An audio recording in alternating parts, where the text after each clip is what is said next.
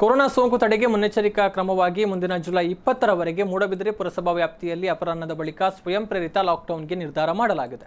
ಸ್ವರ್ಣ ಮಂದಿರದಲ್ಲಿ ವರ್ತಕರ ಪದಾಧಿಕಾರಿಗಳು, ಸಂಘ ಸಂಸ್ಥೆಗಳ ಮುಖ್ಯಸ್ಥರು, ಜನಪ್ರತಿನಿಧಿಗಳು, ಅಧಿಕಾರಿಗಳು ಮತ್ತು ಪ್ರಮುಖರ ಸಭೆಯಲ್ಲಿ ಶಾಸಕ ಉಮಾನಾಥ್ ಕೋಟ್ಯಾನ್ ಈ ಒಂದು ನಿರ್ಧಾರವನ್ನು ಪ್ರಕಟಿಸಿದ್ದಾರೆ.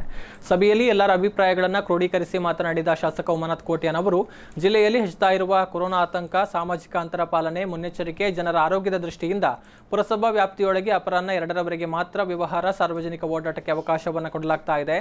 ಬಳಿಕ ಖಾಸಗಿ ಬಸ್ ಸೇರಿದಂತೆ ರಿಕ್ಷಾ, ಕಾರು ಮತ್ತು ಇತರ ವಾಹನಗಳ ಸಂಚಾರವನ್ನು ಕೂಡ ನಿರ್ಬಂಧ ಮಾಡಲಾಗಿದೆ. ಬಾರ್ ಮತ್ತು ವೈನ್ ಶಾಪ್ಗಳು ಕೂಡ ಅರ್ಧ ದಿನ ಮಾತ್ರ ತೆರೆದಿರುತ್ತವೆ ಅಂತ ಹೇಳಿದ್ರು. ಗಟ್ಟಿ ನಿರ್ಧಾರವನ್ನು ತಗೊಂಡಾಗ ಹಲವಾರು ಅಡಚಣೆಗಳು, ತೊಂದರೆಗಳು ಬರ್ಬೋದು. ಬೆಳಿಗ್ಗೆದ್ದು ಬೈಕ್ಗಳಲ್ಲಿ ಅಥವಾ ಕಾರಲ್ಲಿ ಬೇರೆ ಬೇರೆ ಕಡೆಗೆ ಕೆಲಸಕ್ಕೆ ಹೋಗುವವರು ಅವರಿಗೆ ಇದರಿಂದ ರಿಯಾಯಿತಿ ಕೊಡಬೇಕು. ಯಾಕೆಂತ ಹೇಳಿದ್ರೆ ಕೆಲಸಕ್ಕೆ ಹೋಗುವವರು ಹೋದವರು ಮನೆಗೆ ಬರಲೇಬೇಕು. ಅಂತವರು ಪೊಲೀಸ್ ಇಲಾಖೆ ಅವರಿಗೆ ರಿಯಾಯಿತಿಗಳನ್ನು ರಸ್ತೆಯಲ್ಲಿ ಕೊಡಬೇಕು.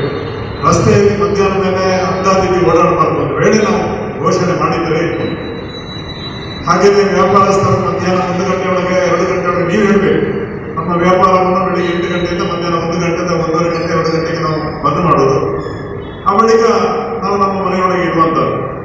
ಈ ರೀತಿ ಹಲವಾರು ದೃಢವಾದ ನಿಲುವುಗಳನ್ನು ನಾವು ತೆಗೆದುಕೊಂಡ್ರೆ ಬಹುಶಃ ಬೀಸುವ ತೊಂದರೆಯಿಂದಾದರೂ ನಾವು ತಪ್ಪಿಸಿಕೊಳ್ಬಹುದು ಅಂತ ನಮ್ಮ ಅನಿಸಿಕೆ. ಆ ದೃಷ್ಟಿಯಲ್ಲಿ ಇವತ್ತು ನಾವೆಲ್ಲ ಇಲ್ಲಿ ಸೇರಿದ್ದೇವೆ. ನಿಮ್ಮ ಅನಿಸಿಕೆಗಳನ್ನು, ಒಳ್ಳೆಯ ಸೂಕ್ತ ಸಲಹೆಗಳನ್ನು ಕೊಟ್ಟರೆ ಆ ಸಲಹೆಗಳನ್ನು ತಗೊಂಡು ಯಾವ ರೀತಿ ತಹಶೀಲ್ದಾರ್ ಅನಿತಾ ಲಕ್ಷ್ಮಿ, ಪುರಸಭೆ ಮುಖ್ಯಾಧಿಕಾರಿ ಇಂದು, ಜಿಲ್ಲಾ ಪಂಚಾಯತ್ ಸದಸ್ಯ ಕೆಪಿ ಸುಚರಿತ್ ಶೆಟ್ಟಿ, ಕಾರ್ಮಿಕ ಮುಖಂಡ ಯಾದವ್ ಶೆಟ್ಟಿ, ಜೆಡಿಎಸ್ ಮುಖಂಡ ತೋಡಾರು ದಿವಾಕರ್ ಶೆಟ್ಟಿ, ತಾಲೂಕು ಆರೋಗ್ಯಾಧಿಕಾರಿ ಡಾಕ್ಟರ್ ಶಶಿಕಲಾ ಮತ್ತಿತರರು ಸಭೆಯಲ್ಲಿ ಪಾಲ್ಗೊಂಡಿದ್ದರು.